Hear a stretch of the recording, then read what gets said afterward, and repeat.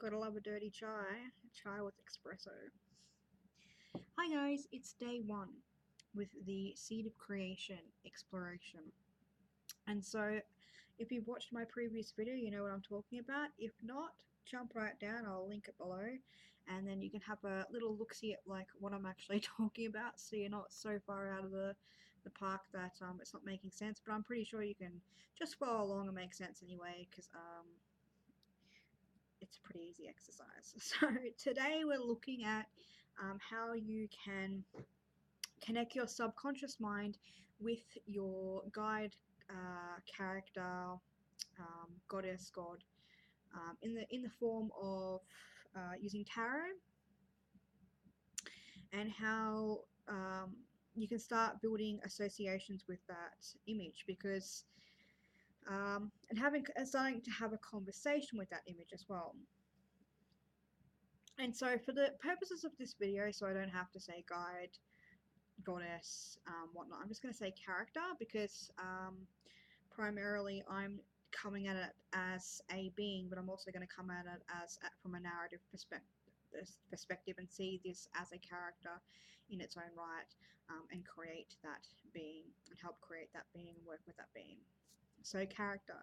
And I think it also helped with the daily creative challenge if you are wanting to sort of just write or create a character, or because you're not really interested in the dreaming aspect of it or the astral aspect of it. But if you are, maybe you want to create an astral being that you can work with. Really, the sky's the limit with this challenge, with this project. I'm going to say a project, not so much a challenge, but it can be challenging. And so I'm going to talk a little bit about just a few ways that you may want to connect with the deck to build that relationship and build that image in your mind, because I know as a writer it can be really hard sometimes to actually get a very vivid image of what the character's like until I've written the character. Some of the stories have taken me ages to get to the point where I can actually vividly see the character. Other times, as with Strange Hunting, I see the character walk in, kicking shit and dust and just showing themselves to me. And so it can be very much the same as when I'm working with beings, elemental energies, whatnot, in my spiritual practice. Sometimes it takes me a while to gain a perspective or a very clear vision of what I need to see, or who I need to see. And so this really is a Kickstarter because I want to have fun with this. This is something that I want to have fun with. Something that Penny wants to have fun with because she's a very cheeky girl. So you're gonna say hi? No, you're just gonna quibble as Mummy makes videos. She's in my room at the moment, so she may jump up again. Now she's sniffing my dress, so we'll just go with that. I had to move her many times. You alright there, baby? Meh. So if she jumps up, I'll just take it down, but I'm not editing this video. I never edit my videos. And so that's a perspective that you can come at it. So the first thing that I want to discuss is that one of the most helpful ways that I've come at this as a writer before creating characters with the tarot, because I have been doing this for quite a while, for many years, with novels and stories. So I've kind of gotten acquainted with this practice itself, but it's always good to reinvigorate it and challenge myself to take it elsewhere. So one of the things that I have done is I would find a deck that has a lot of people. Now you want something with scenery, yeah, but if you can find a deck that has and I think there's some fantastic decks out there, and I'm going to recommend one, the Tower of the Hidden Realms. That's what I'm using, but you can use something else like Tower of Vampires. I know it's very heavy on actual people, and what's else? I actually quite like a couple of cards in the Wisdom of Avalon Oracle, because it actually does go through like the Magician, the Bard, the Queen, and whatnot. So you want to find some decks that have people in them. However, and I'll mention this now because I think it's really important too, if you feel guided to work with a spirit animal or animal energy, there are some amazing animal decks out there. And I think the fantastic thing about animal decks is, and you can take this as well. Like you can take this as this is the animal representation of my character or dream guide, until you later on find that shifts into a human form or a fae form or whatever.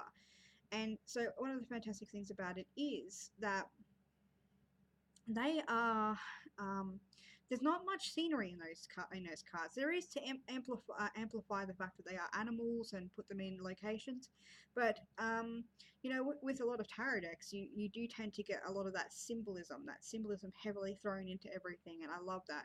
But sometimes with the animal decks, it's just straight up. It's like this is your animal. This is in its natural habitat or non-natural habitat or a mythical habitat or whatnot. And so you get a chance to explore the animal just purely as its essence. And so we're looking at the essence here today. And so one of the suggestions that I will make, and I'm using like I said, Tarot of the Hidden Realm as an example, is that you begin by splitting the deck and having a sip of delicious coffee. So make sure that you have tea and coffee around you, beverages, paper, pens, and I'm going to say journal. Journal, journal, journal, write. This is a writing and journaling exercise. This is a writing and journaling week. It doesn't matter if you only get one page written. The whole point is to connect pen to paper, connect mind to paper, to connect that all out, where you can see it in a visual representation through cards and words that are going to be your own unique path and map that you may want to go back to later on, or that you may want to work with. But it's there, it's not just in here, because when it's in here, it's too easily blocked or too easily replaced with all the other shit that goes into your brain. And you may be able to recall a lot of these meditations or time experiences, but I definitely recommend journaling. And I think most people that I do know and who are tarot lovers and magical beings and practitioners and seekers do use a journal. So, but journal. Okay, so you want to break the deck up into males, females, animals if there are any, and joined. So cards that have males and females in them. Okay, so for example, if I was to do just say the animal guides through the Tarot of the Hidden Realm, you've got the hedgehog, the crane, I think it is, badgers. I don't know my animals. Let's just make these up. This may be like a otter and a fox. So you could work with either of those. You could work with them, like I mentioned, in the form of the animals as an essence or the animals as a shapeshifter of your own guide. And then with the other cards, and I'll go through these. So this would be an example of conjoined genders. So there's cards that have mixed genders. What I love about this deck especially, and you don't have to use this deck, I'm pretty sure there's many decks out there, but it features a variant of ages and children, elders, teens, and like middle-age sort of ages. What am I trying to say? You guys know what I'm saying. So like maiden, mother, crone, and children kind of energy, and the same with male aspect. And so you could look at this in a couple of ways. You could look at it as, your guide definitely has a definitive way of being so gender fluid that they kind of shift. And most guides do. I don't really prescribe to the idea that they're just one or another. But if you're looking at it, maybe you might connect with that energy of being a gender fluid person or wanting to seek a gender fluid guide that can help you work with these aspects of yourself or these aspects of your character. But you can also look at it with the idea of masculine and feminine energy. And you could also use the cards to write from both perspectives and then find out what speaks to you more. So it may be that, the females, you start out writing in a female perspective or with the connected with the female of the card. And it turns out that she's not really what, you just don't feel like there's that connection just yet. You can always come back to her later, revisit her later. You might want to connect with the male. Or some days you may connect with the male, and then other days you may connect with the female. Really have fun with exploring that, and give yourself the flexibility to do that if you are being called to it. If you feel like you are being called to just working with one specific gender energy or form, then yes, split up the deck. Split up the deck and choose, you know, between male and female. Some people, like, sometimes I know, like, you know, as a writer, sometimes I know if I'm going to be writing about a male or female character from the get go. I always tend to start off female characters, probably because I am a female and I identify as a gender fluid female. But there have been some cases where I have started off as a male, but I generally tend to get a sense of what gender I want to work with. Sometimes it gets thrown out the park. I'm okay with that. And so for me, as I think I mentioned in my last video, I'm working with a male energy. So I'm going to want to be looking at what what representation I have of my guide, and I do have an idea of what he looks like. I do have an idea of what the character looks like, but I would like to just cement um, in my mind, in my subconscious mind, an association with him that I can work with through this week. And so you could lay out all the cards on your bed or on a desk or on a table or something like that. Use a pendulum because I have a pendulum now, so I'm going to explore that because I think that would be fun. Or you could just use your hand or a crystal to assess where that energy feels most like it's associated with that being. Do the same with the females as well, and you could do it that way. For me, like I said, I'm going to do it with the pendulum, but I might try a few different things. So I thought another way that you could use a deck like this as well, in terms of breaking it up gender-wise, and you could also use it to break up age-wise. So you could break it into piles of, you know, the elders, the elder-looking ones are children, and then like the you know, what is it, sun king, sun prince, that kind of energy. And you could either start with the progression of when your guide is a child, or they may start off as an elder and you work with them progressively, switching back and forth between their inner child, their wise old man, their youthful energy. So you could really work with the archetypes of that energy as well within the different genders. And like I said, you could really have fun and actually kind of extend that and go, well, this guide started out as a child, as a female, and then he shifted into a female form and became a mother, but then, you know, he shifted into a wise old man. Like, the thing is with creativity is that it doesn't have to make sense like that. Like, it's energy, so it can shift, and these beings and these guides and these characters are gonna shift. So that's something that I really want to cement too, is that be open to the evolving nature of your guides throughout this process, because they are going to change. I think that one of the traps that I, as an author or writer, have come across, and as a magical being too, working with goddess and god energy to like in my early days, is finding a stagnant form.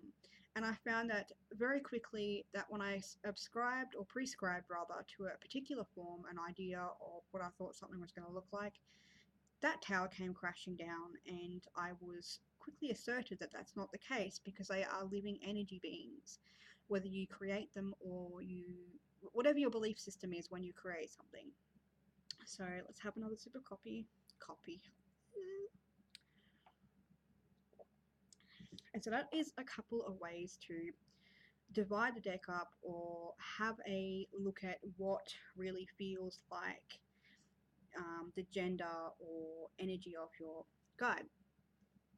And so when you've done that, and when you've picked a card or a couple of cards, or however you've wanted to find your guide, the next thing I would recommend is, because you want to start working with that card straight away. You don't want to just put it aside. You can sit it aside and meditate with it. I'm not saying that you can't, because you definitely can. But for my journey, I want to find my card and I want to start working with it. And so I'm just going to pick a random card. Let's just say let's just say King of Swords.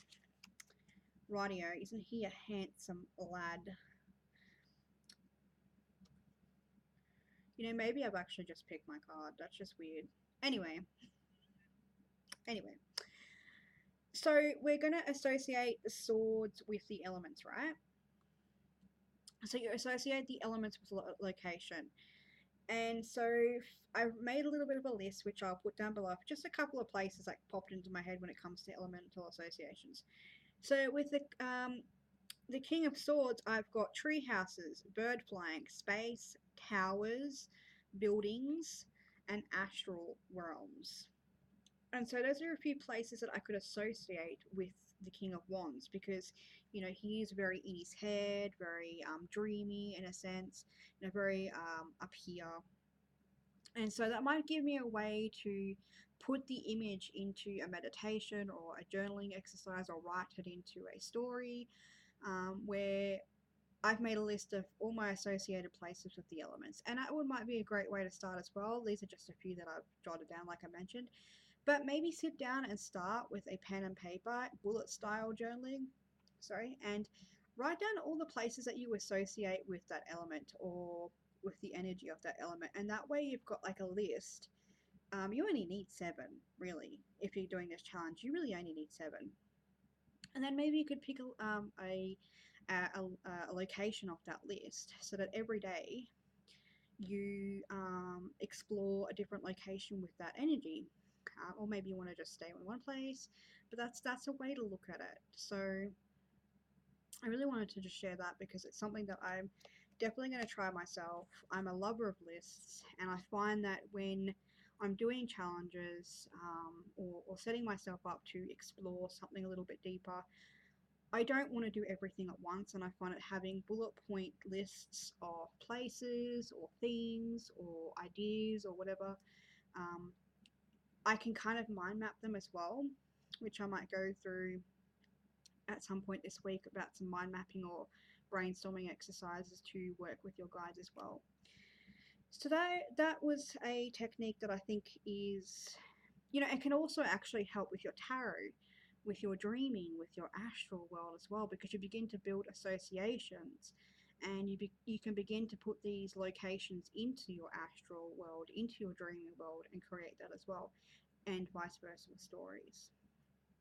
So I hope that this video has been helpful in regards to finding a guide character.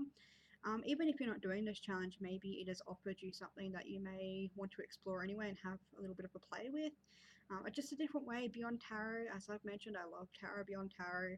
So creating and writing and creating pieces of artwork even. Maybe you want to look at the card and draw. You know, maybe you want to sketch and paint and draw and do some digital artwork. Maybe you want to write a poem. Maybe you want to make an altar dedicated to this particular energy and you want to work with items from that location or that energy. So you maybe I don't know, what would be, like feathers, for example, or a cup of a chalice for water. Or maybe you want to take that energy out to those places and do some writing there, which I think I'm going to be doing this week as an artist date. So again, thank you guys for watching. I hope you enjoyed this video and got a lot out of it. I know that I'm going to be working with this today and sharing whatever I feel like I need to share on Instagram. So you can go down below. I do have a hashtag which I am going to link below as well. I just have to make sure I'm getting it right because I wrote it down. Where are we? Oh my gosh.